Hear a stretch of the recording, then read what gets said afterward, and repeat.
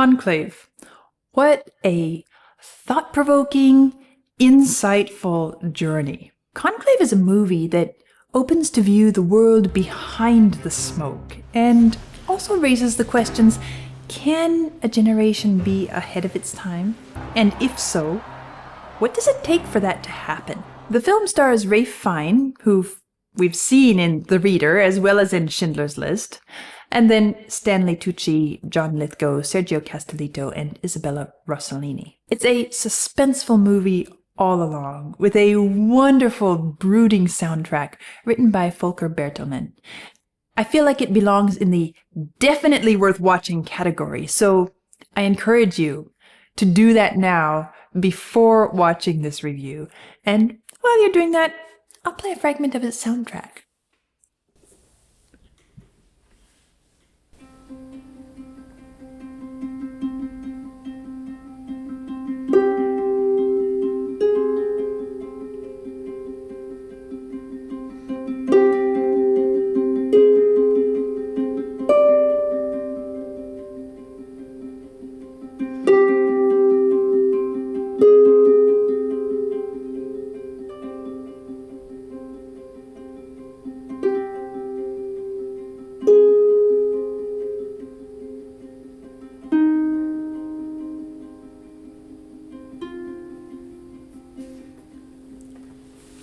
So, the plot.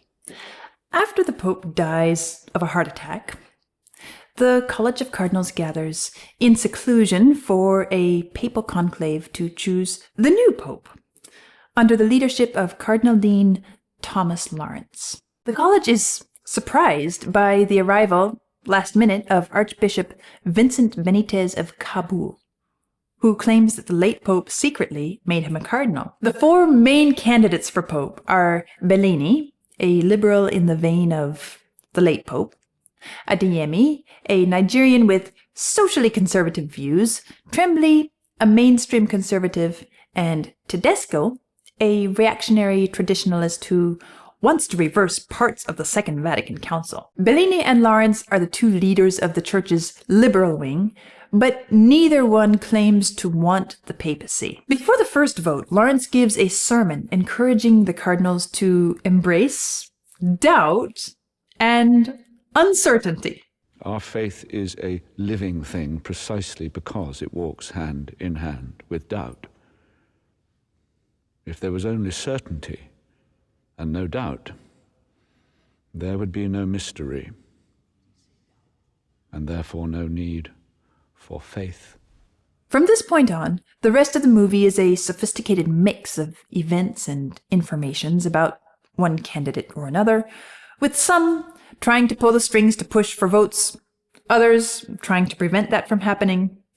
And we're served a complete spread of delicacies, from sexual misconduct to bribery, from liberal and progressive ideas to conservative demands to return to the roots of true faith and church. During the fifth vote, just as Lawrence was casting his ballot, voting for himself no less, a suicide bomber attacks the Vatican, killing many in the crowd outside and damaging the Sistine Chapel itself.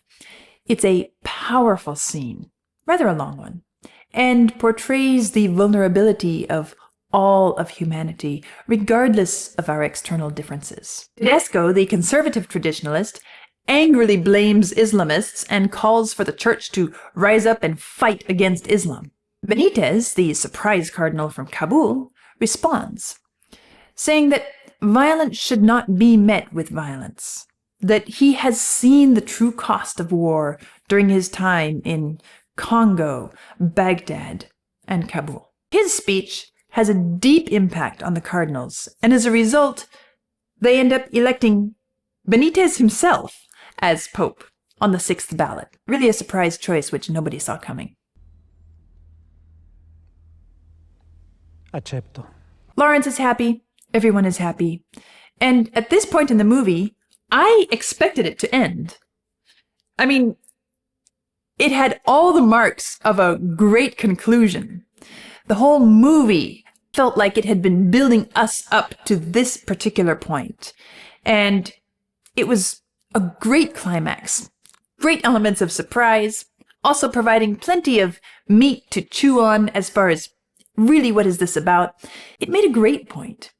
And I actually thought that it was the last scene. But no, the movie continued. Now, Lawrence discovers that this new pope, Benitez, just elected, had beforehand a plane ticket to Switzerland for a medical appointment paid by the previous pope himself. But it was cancelled. Turns out he'd been scheduled for a laparoscopic hysterectomy. Wait, what? A hysterectomy? Hold on. We're talking about a surgical procedure to remove female reproductive organs.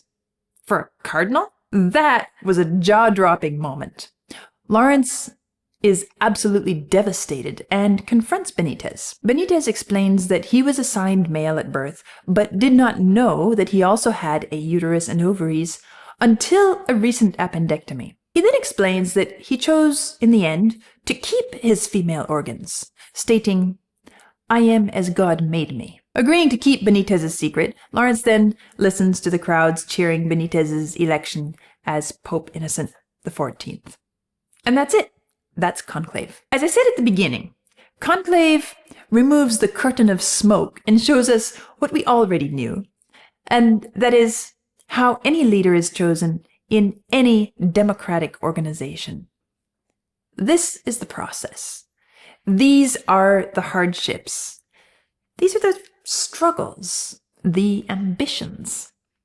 We knew this, of course, but the movie conveys it incredibly well. But the final surprise chapter communicates a second, even more valuable message, which is worthy of our attention. And to talk about that, I would like to emphasize two quotations from the movie. The first comes from Lawrence's sermon, when he's delivering the sermon at the beginning of the conclave, and he points to diversity as being the strength of the church. Then he says that over the course of many years of serving the church, there was one sin that he'd come to fear above all others. Certainty. Certainty is the great enemy of unity. Certainty is the deadly enemy of tolerance. Even Christ was not certain at the end.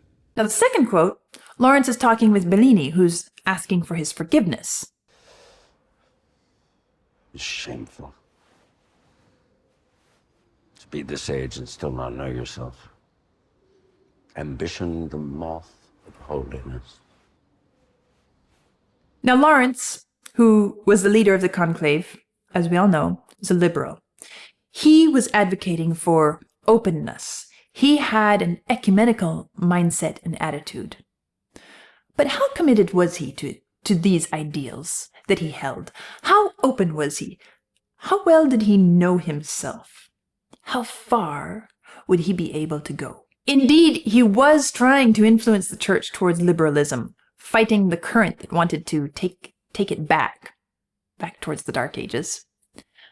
But how open was he really? How ready for a change beyond his comfort zone was he? And of course, discovering Benitez's secret after Benitez had already been elected pope truly put Lawrence's convictions and ideals on trial. I'm pretty sure he felt too old for that kind of crisis. But his own certainty was under scrutiny now. Whether or not his decision was right or wrong is irrelevant. That is not the point of the movie. I think that this movie asks us to face the great unknown within ourselves.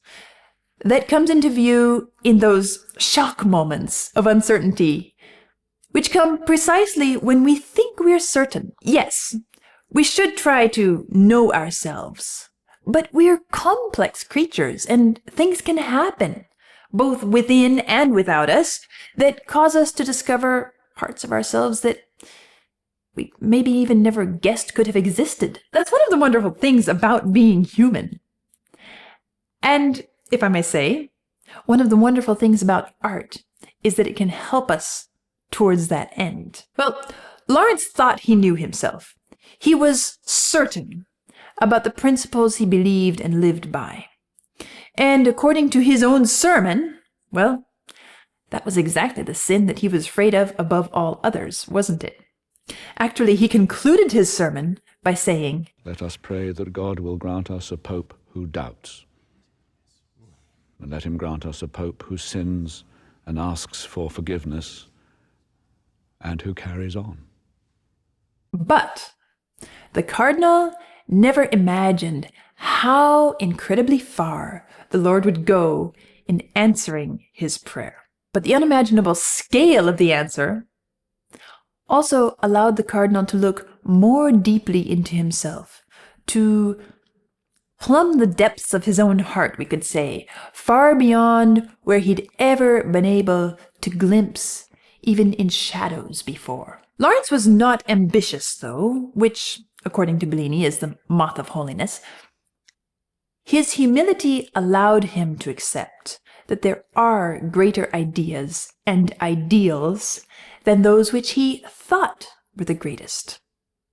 Which, well, we could say, makes him a saint. And you don't have to be a Catholic to be able to say that. All in all, a great movie with an amazing ending. So stay tuned for more, and I'll see you next time.